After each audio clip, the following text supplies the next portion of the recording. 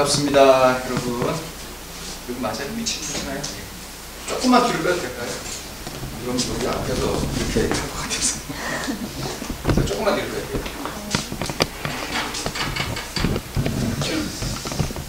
네, 오늘 창세기 12장 말씀을 가지고 오늘 설교 제목이 여러분 뭐라고 기록되어 있어요? 여러분 주보에 한번 보세요. 뭐라고 되어 있죠? 우리 1절 말씀 끝부분에 나오는 것처럼 보여줄 땅으로 가라. 제가 제목을 한번 써볼게요.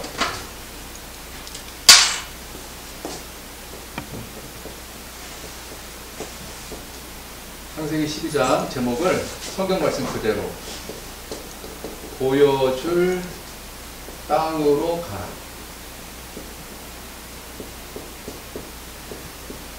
이게 전체가 1절에서 20절까지 되어 있는데 구조가 또 중요해요. 1절에서부터 9절이 첫 단락이고 10절에서부터 20절이 두 번째 단락입니다.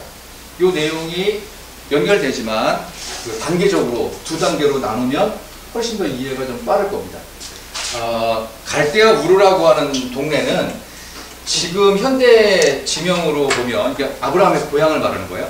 아브라함의 고향인 갈대아 우르는 현대 지명으로는 이라크입니다. 거기에 보통 우리가 그 바다 끝 경계라고 했을 때 페르시아만. 그래서 거기가 원래 옛날에 페르시아 땅이었어요. 페르시아 땅이었고 지금은 이제 현대 지명으로는 이라크. 축구 잘하는 나라 이라크의 땅에 속하는 그 중간에 쉽게 말하면 옛날 우리가 세계사 시간에 배웠던 것처럼 메소포타미아 문명이 있던 곳. 거기서 밖으로 빼내시는 장면입니다. 그래서 보여줄 땅으로 가라라는 성경 말씀 그대로 제가 설교를 잡았는데 앞부분인 1절에서 9절까지의 내용하고 10절에서 20절까지의 내용은 같은 맥락이지만 두 개의 흐름을 갖고 있습니다. 자, 앞부분에서는 하나님께서 보여줄 땅으로 가라고 하면서 직접 하나님께서 인도하신 내용이에요. 직접적인 인도가 있고 그 다음에 10절에서 20절은 이건 하나님이 인도하심이 있어요. 근데 10절에서 20절은 하나님의 인도하심이 아니에요. 그러면 하나님의 인도하심이 아니면 어디로 간 거냐? 가나안이 아니라 점점점 남방으로 내려갔다가 이스라엘 밑에 보면 연결돼서 바로 이집트 들어가고 있어요. 옛날 지명으로는 애굽까지 내려갑니다. 뭐 이유는 있어요. 인도를 받을 수 없던 이유는 이 땅에 기근이 있다고 그랬어요. 먹고 살 게 없었어요. 기근 때문에 어쩔 수 없이 애굽으로 내려가는 건 가는 건데 이제 아브라함의 여유가 생겼네. 이제 좀 갈만해. 살만하고 좀 사람도 늘고 그 다음에 좀 돈도 있고 힘도 생겼어요. 그러니까 기근이 있네. 먹을 게 없네. 밑으로 가보자. 소문 들어보니 밑에는 이집트 대문명이 있고 나일강에서 범람하는 곡창지대가 있다고 하는 소문이 어렴풋이 들어서 그러면 먹을 거 많은 데로 가자. 그래서 애굽으로 가는데 중요한 게 있어요. 하나님의 인도를 받고 따라왔는데 여기서는 하나님 먹을 게 없으니까 남쪽으로 가는 게 어떨까요? 하나님 어떻게 할까요? 물어봤어야 되는데 안 물어봐요. 그리고 바로 내려가고요. 그래서 마지막 20절에 어떻게 되어 있냐면 애굽왕 바로, 애굽의 최고 통치자인 바로가 20절 끝에 보면 바로가 그와 함께 그의 아내와 그의 모든 소유를 보내었더라. 원래 있던 땅으로 보내버린 거예요. 그러니까 하나님의 인도를 받지 않고 무작정 어딘가를 가게 되고 기도 없이 가면 원래 있어야 될 자리로 하나님이 돌려보내십니다. 근데 중간에 아주 흥미로운 사건이 하나 있었죠. 부인이었던 이 사례가 이뻤나 봐요. 그래서 이 아브라함이 함과 사례 아주 미인이었던 것 같아요. 지금으로 말하면 옛날 페르시아 여자들 굉장히 이뻤습니다. 지금도 이라크 여자들 굉장히 이뻐요. 정말 화장을 안 해도 그냥 화장한 것 같은 뭐 각이 딱 나와. 그냥 그 정도. 풀 메이크업보다 더 이뻐. 그냥 다 지웠는데 불구하고. 그러니까 살짝만 해도 좀 미안한 표현이지만 술집 나가는 사람처럼 확 변장이 돼버려요.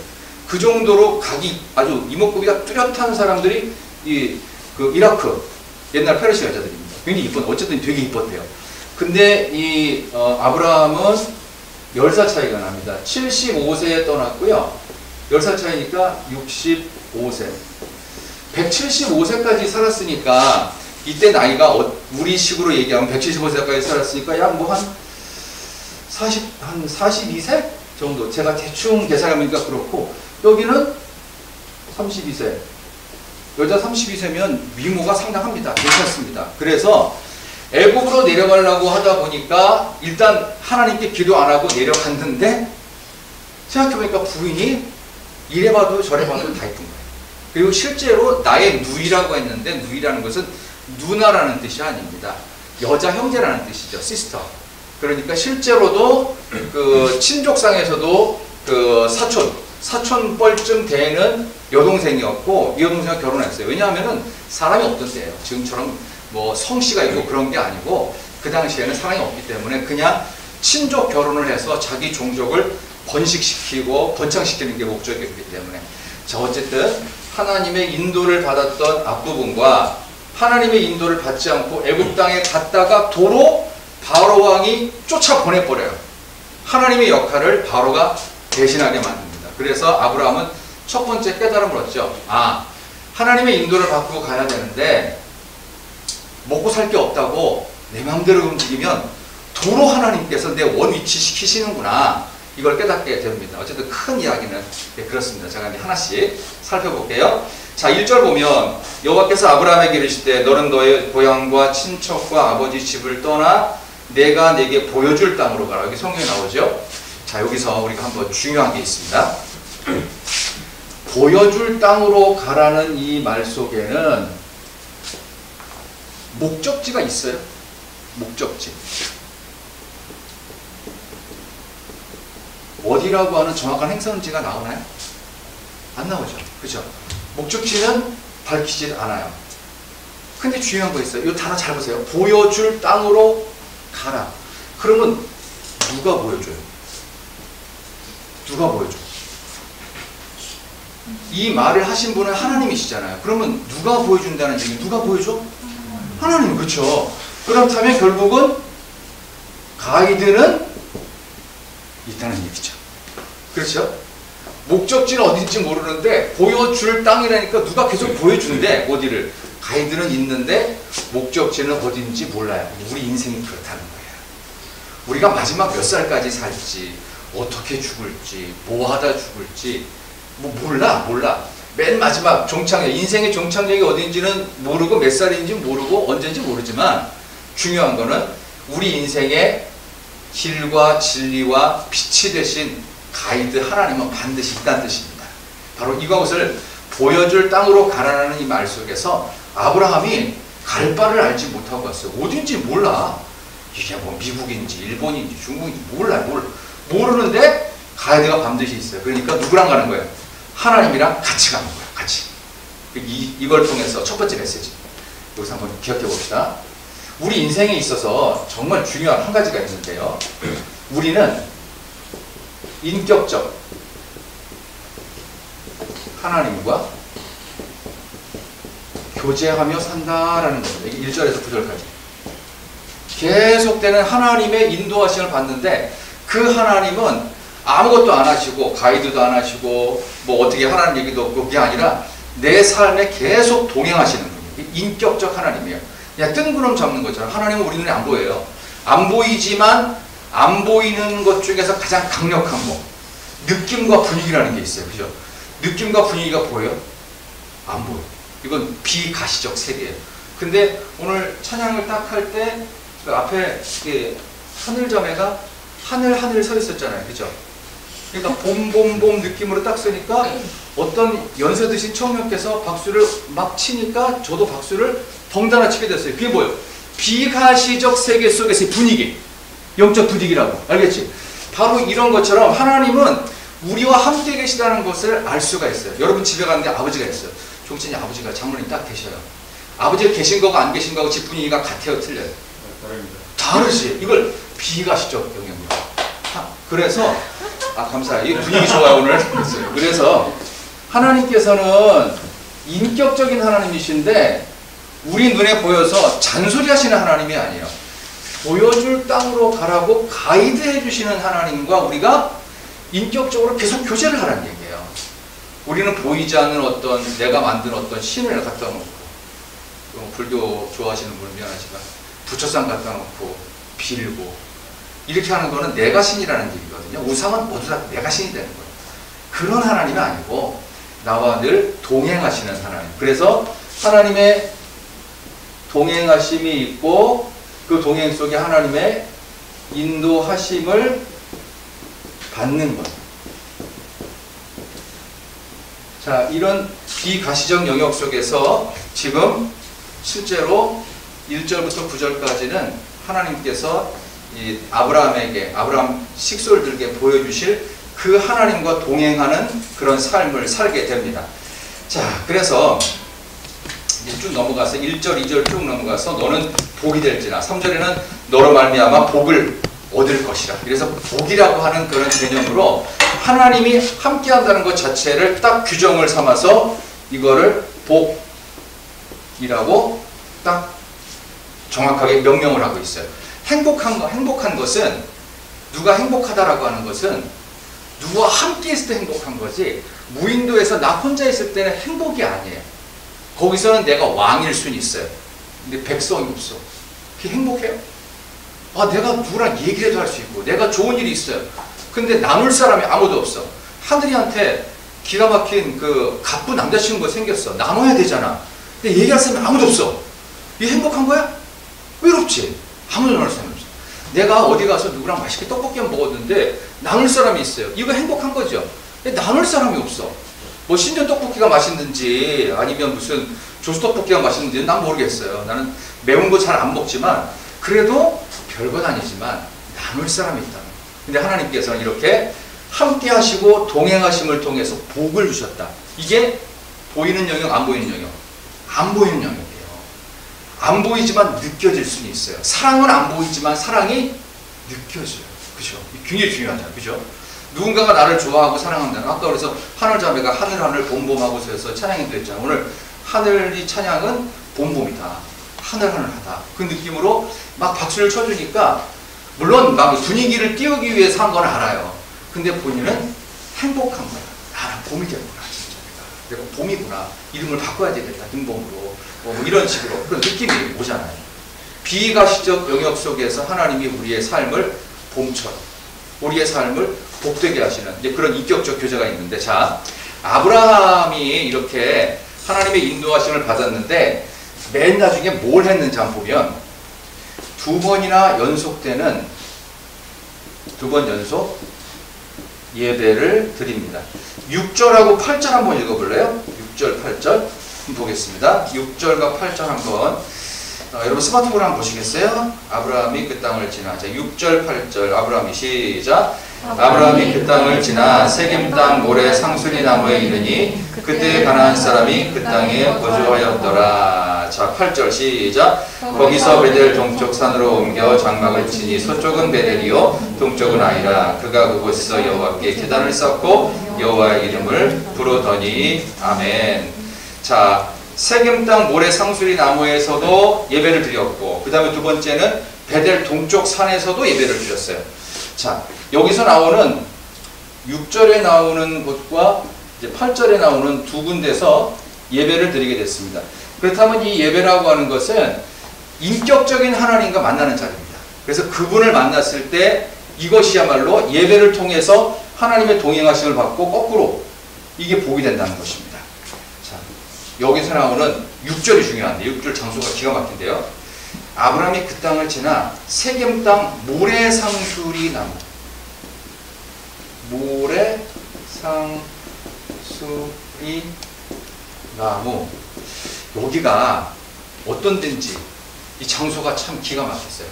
여기가 어떤 데냐면 이때 아브라함과 사라의 나이가 75세, 65세죠. 자, 여기서 플러스 25 플러스 25.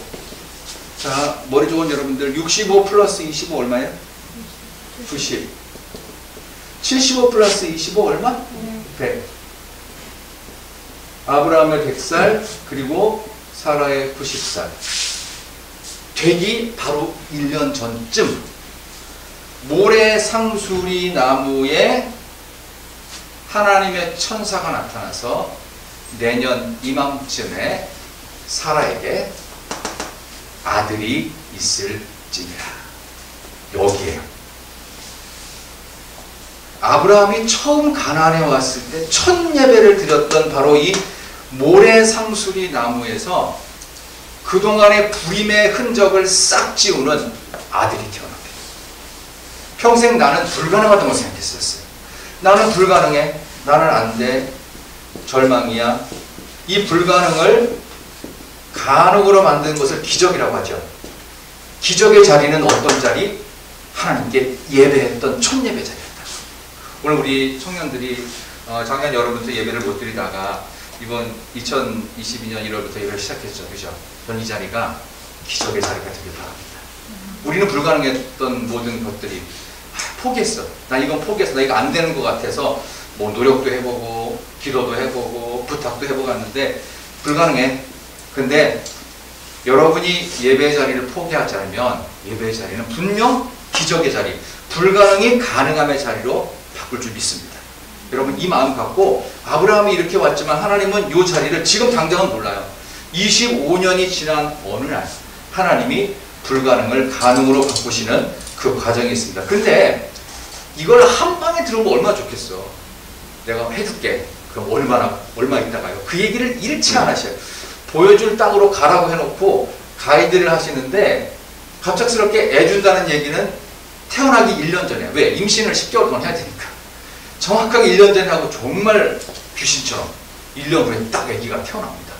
그러니까 이게 우리가 생각하는 우리 어떤 그 인생의 스케줄하고 하나님의 인생에서 하나님의 스케줄하고 좀 달라요, 많이. 그러니까 나는 된 것 같은데 안 된 것 같아. 근데 어느 날 이상하다 뭐가 될 것 같은 느낌이 있는데 섣불리 말은 할 수가 없어. 근데 어느 날 됐을 때 있어. 맞다. 맞구나. 이거를 나중에 정리를 하게 됩니다. 자, 이제 제가 이제 10절부터 20절까지에 나오는 이 하나님의 인도를 받지 않고 무작정 먹고 살 게 없어서 떠났던 애굽에서의 이야기를 통해서 이제 우리가 이제 실제로 이렇게 인도를 받아서 불가능이 기적으로 되는 이런 첫 예배 드리고 이런 거 말고 실제로 우리의 삶을 돌아보겠습니다. 자, 사람에게 있어서는요, 어떤 그 혁명적이고 때로는 어떤 그 터닝 포인트가 되는 어떤 그 사건이 있는데 그 사건 중에 가장 대표적인 게 뭐냐 하면은 꿈 같은 거, 꿈 꿨는데 그 기가 막히게 많이 또 있어요. 왜? 하나님은 꿈을 통해서 역사하세요. 그리고 어떤 경우에는 누구한테 무슨 말을 들었는데 내가 그 말을 듣고서 했더니 정말 그렇게 될 때가 있었어요. 제가 두 가지 얘기할게요. 오늘 이걸로 이제 말씀 끝나는 거예요. 첫 번째는요, 어떤 그 목사님을 선배로 둔 후배 남자가 있었는데 이 남자가 그 목사님 선배고 그러니까 목사님 됐다니까 막 축하하고 선배님 축하합니다. 형 축하합니다. 해가지고 이제 하고 나서 이제 이 선배 목사님이 야, 너 그러지 말고 교회 다녀야 돼. 교회 열심히 다녀야 돼. 하는데 뭐 바쁘고 하니까 핑계 댔어. 근데 이제 목사님 형님한테 가서 이제 하다가 어느 날 꿈을 꿨어요. 근데 이제 이 형한테 들은 얘기가 많으니까 꿈을 딱 꿨는데 무슨 지옥문인지 천국문인지 어쨌든 죽어가지고 본인이 어디 앞에 갔는데 딱 보니까 느낌이 이게 천국문과 지옥문 이런 거 앞에 있더라는 거예요. 근데 그 앞에 보니까 요런 테이블에 커다란 책이 한 권 있대. 근데 교회는 안 다니는데 주소들은 풍어로 있어. 이거 생명책인가 보다. 해가지고 자기 형인 그 목사님, 그 친척 형이야. 목사님 이름이 있는지를 확인했대. 뒤져 보니까 진짜 있는 거야. 그러니까 자기가 아는 어떤 친구 교회 다니는데 막 보니까 그 친구 이름도 있는 거야. 혹시 내 이름도 있을까? 찾아봤어. 있었을까 없었을까? 없었어. 깜짝 놀랐어. 근데 주변에 아무도 없더래. 이 옆에 볼펜 같은 필기도구가 있더래. 그래갖고 본인의 이름을 거기다가 딱 써서 딱 눈을 떴는데 옆에 천사가 확 나타났대. 꿈이 깬 거예요. 그래서 그러니까 꿈 얘기예요. 근데 이게 본인한테 엄청난 충격인 거예요. 자기 주변에 너무나 좋아하는 형, 목사님도 있고 너무 좋아하는 친구들 다 생명기책이었는데 지만 이름이 없어. 그래서 그때부터 심각한 고민에 빠지고 안 되겠다. 교회를 다녀야 되겠다 싶어서 이제 그 형님이 목회하는 그 교회를 다녔고 지금 그 사람이 어떻게 된지 알아요? 그 사람도 목사님 됐어요. 인생의 전환점이 어떻게 보면 이건 개꿈이에요. 이건 뭐 꿈은 현실하고 다른 거라고 하지만 어쨌든 꿈은 이상한 꿈이었지만 본인의 인생을 바꾸는 시간이었어요. 바로왕의 이제 꿈이라고 보통 해석을 하는데 10절부터 20절까지가 보면 하나님 허락 안 받고 그 먹고 살 게 없어 애굽으로 갔는데 이 애굽에 큰 재앙이 있다고 그랬어요. 근데 그거를 어떻게 바로왕이 다 알았어요. 아니 너 왜 누이를 부인을 누이라고 속였느냐부터 시작해가지고 어찌하냐 이렇게 큰 어려움을 주냐고 하면서 쫓아내버리는 사건이 있는데 꿈이라고도 하고 뭐 환상이라고도 하고 실제 뭐 재앙이 일어났다고도 해석하는데 성경은 나오진 않아요. 어쨌든 그런 전환점이 있습니다. 또 한 부분에 과학자가 있었는데 이분이 성경도 좀 알고 그 다음에 교회도 좀 다녀봤어요 어릴 때. 근데 과학적으로는 예수 믿는 게 가장 무식한 짓이라고 생각이 들었어요. 또 종교는 뭐 아편 이상으로 종교는 불필요하다고 생각했어요. 그래서 교회를 안 다니고 있는데 누군가 나에게 그럴듯한 말을 하면 내가 성경을 좀 보겠다 했는데 유진 피터슨이 쓴 메시지 성경이라고 본인이 이렇게 주석을 한 성경이 있거든요. 창세기 1장 1절에 보면 태초에 하나님이 천지를 창조하시니라 돼 있어요. 거기다가 이제 유진 피터슨이 본인이 주석을 다른 거예요. 태초에 하나님이 보이는 것과 보이지 않는 것을 창조하시니라 이렇게 좀 자기 해석을 나름대로 달았어요. 그때 이 과학자가 이 교만한 과학자가 보이는 것과 보이지 않는 걸 창조했다고? 여러분 가운데 이과 행도가 있는지 모르겠는데 우주의 무게를 잴 수 있다면서요? 어떻게 재는지 나 잘 모르겠는데 우주의 무게를 우주의 무게를 어떻게 잰대? 전 우주의 무게를 재는 방법이 있는데 과학자들의 결론이 뭐냐면 이 사람도 과학자니까 우리 눈에 보이는 가시적 영역에서의 무게가 전체가 100이라고 한다면 4%는 보이는 무게래요. 근데 96%는 보이지 않는 무게래요. 무릎을 딱 친 거예요. 성경이 맞구나. 하나님은 보이는 부분과 보이지 않는 부분을 창조하시니라. 그래서 예수를 믿었대요. 오늘 10절에서 20절 나오는 바로 얘는 이제 아주 예쁜 여자를 좋아하는 것 같아요. 여기 사라 아주 미인. 이 사라의 미모가 이제 워낙 미인이었을 거라는 얘기를 이제 그 동네 사람들 아니면 자기 신하들한테 듣고서는 저 사라 데리고 오라고 하는 거예요. 데리고 와서 궁궐에서 데리고 살려고 데리고 왔고 진짜 남편인 아브라함 쪼다같이 그냥 자기 부인을 여동생이라고 속이고 말이죠. 어쨌든 그랬어요. 그리고 자기 뒤는 빠져갖고 여기서 뭐 돈도 명예도 어쨌든 좋은 것들 다 얻었어요 중간에서. 근데 이거 여기 쓰기도 좀 싫은 보기 싫은 사람인데 이렇게 해가지고 끝난 줄 알았어요. 나는 이제 부인 덕에 하나님의 인도하심은 먹고 살 게 없으니까 어쩔 수 없이 왔고 나는 애굽에서 부인 덕에 부인을 누이로 속인 덕에 나는 호의호식하면서 이렇게 잘 먹고 잘 살다가 죽겠구나 이렇게 생각을 하고 있는데 웬걸 그날 밤에 하나님께서 직접 요런 봐라 17절에 이렇게 나옵니다. 17절 보세요. 17절 한번 같이 여러분 스마트폰 보십시오. 12장 17절 여호와께서 시작 여호와께서 아브라함의 아내 사레의 일로 바로와 그 집에 큰 재앙을 내리신지라. 아멘. 아브라함의 아내 사레의 일로 그러니까 아브라함이 사레를 이렇게 속인 일로 인해 가지고 하나님께서 바로의 집에 큰 재앙을 빵 터뜨리신 거예요. 이거는 바로가 이러다 죽겠다 싶을 정도 그게 재앙입니다. 재앙은 그냥 단순한 기상이변 정도가 아니고 이러다 죽을 것 같다 죽음이 임박한 느낌으로 바로에게 하나님이 경고를 하셨어요. 그러니까 뭐라고 경고하실지는 여러분이 상상에 맡기겠습니다. 그래서 왜 부인을 누나라고 속였느냐 이것부터 시작해서 당장 떠나라 라고 하면서 하나님께서 이 바로와 사라가 이렇게 같이 못 살게 하시면서 다시 여기서부터 애굽에서 추방됩니다. 여기는 살 수 있는 땅이었어요. 애굽은. 근데 추방이 되면 여기는 기근이 있는 땅이에요. 고통스러운 땅이에요. 살 수 있는 땅에서 추방됐지만, 그래서 더 기근을 받았지만, 진짜 사는 것은 하나님 없이 돈과 명예로 사는 것이 아니라 하나님이 계신 곳에서 힘들어도 사는 것을 하나님은 복이라고 말씀하십니다. 그래서 오늘 여러분들께 진짜 행복의 이야기를 이제 마무리하면서 정리할게요. 보여줄 땅으로 가라.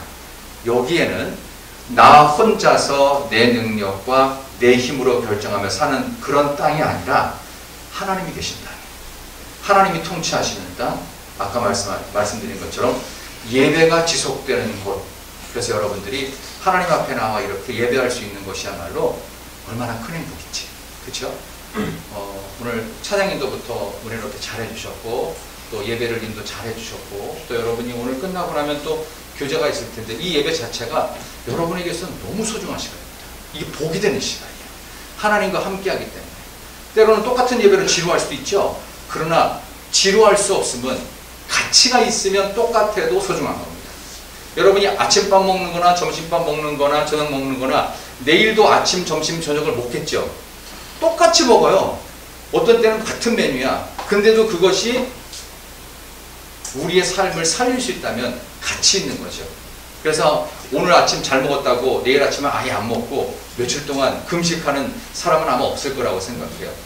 먹으면 먹을수록 그것이 똑같다 하더라도 역시 맛있어, 역시 참 좋아, 같이 먹으면 더 좋아, 이런 식으로 가치 있는 것은 똑같은 것이 반복되지만 우리의 삶에 있어 생명력을 준다. 그래서 결론, 보여줄 땅으로 가라.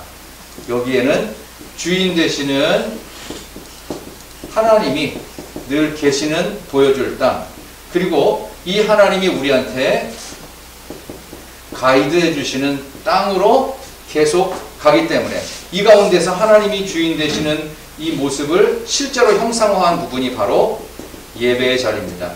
청년부 예배의 자리를 여러분 소중히 여겨주시는 것만으로도 여러분들은 하나님이 보여주실 땅으로 가는 첫 걸음을 잘 딛고 있는 겁니다. 잘하셨습니다. 시작되는 찬양부터 또 마무리되는 모든 교제의 시간까지 여러분 이 전체가 하나의 예배고, 여러분이 이제 세상으로 나가서 한 주간 동안 살 때 여러분의 삶은 예배가 될 것입니다. 주인은 하나님이 되시면 좋아요. 제일 좋아요. 보여줄 땅으로 이번 한 주간 여러분에게 보여줄 땅이 있어요. 하나님이 함께 가십니다. 행선지는 몰라요. 내 계획과 다를 가능성이 높습니다. 그렇지만 가이드신 하나님의 말씀 따라 이번 한 주간도 승리하면서 기쁨으로 살아갈 수 있는 그런 이번 일주일 되시기를 진심으로 바랍니다. 우리 옆에 있는 청년들에게 한번 인사하도록 하겠습니다. 보여줄 땅으로 같이 갑시다. 한번 인사하세요. 보여줄 땅으로 같이 갑시다. 기도할게요. 하나님 참 감사합니다.